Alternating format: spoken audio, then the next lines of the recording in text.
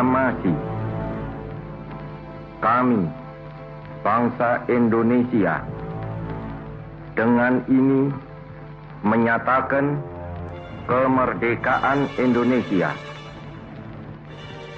Hal-hal yang mengenai pemindahan kekuasaan dan lain-lain diselenggarakan dengan cara saksama dan dalam tempo yang sesingkat-singkatnya.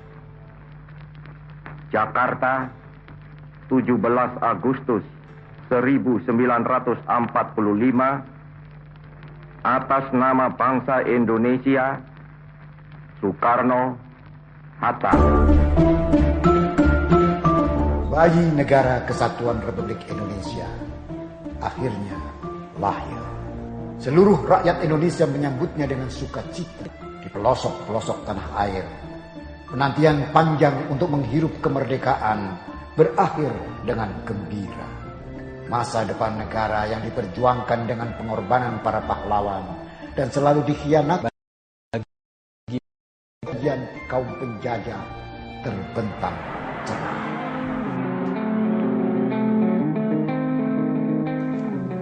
Namun kuku-kuku tajam kaum penjajah rupanya masih ingin terus mencengkram bumi pertiwi.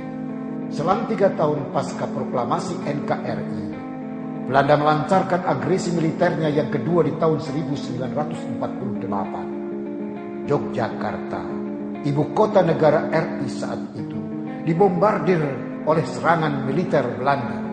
Begitu juga Bukit Tinggi, Jogja takut.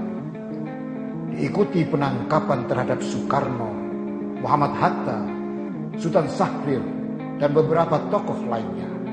Negara dalam bahaya besar.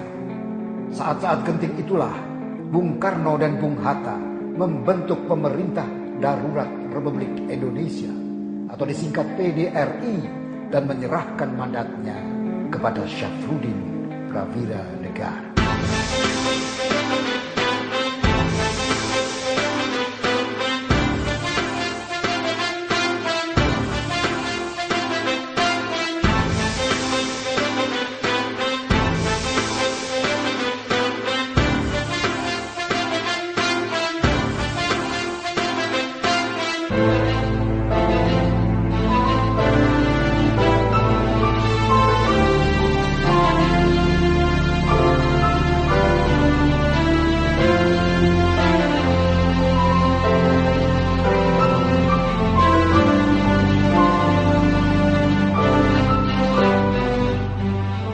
Mr. Syafruddin Prawira Negara adalah putra terbaik negeri ini yang pernah menjabat sebagai Wakil Perdana Menteri, Menteri Keuangan, dan Menteri Kemakmuran Kabinet Pemerintahan Soekarno-Hatta. Saat negara berada dalam ancaman bahaya, dia ditakdirkan berada di garda depan kehidupan NKRI. Dialah tokoh penting di balik terbitnya uang pertama Republik Indonesia setelah berhasil meyakinkan pemerintah bahwa Indonesia harus mengeluarkan uang sendiri sebagai salah satu atribut penting sebuah negara yang merdeka dan berdaulat. Disinilah lahirnya sejarah ORI atau Uang Republik Indonesia.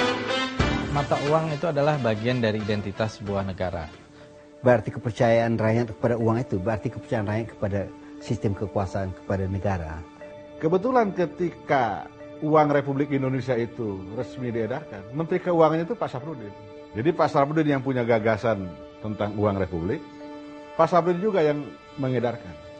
Nah, pada waktu itulah terjadi krisis. Nah, Syafruddin sebagai Menteri Keuangan dari zaman RIS dan Perdana Menteri adalah Hatta mengusulkan bagaimana harga uang itu dinaikkan.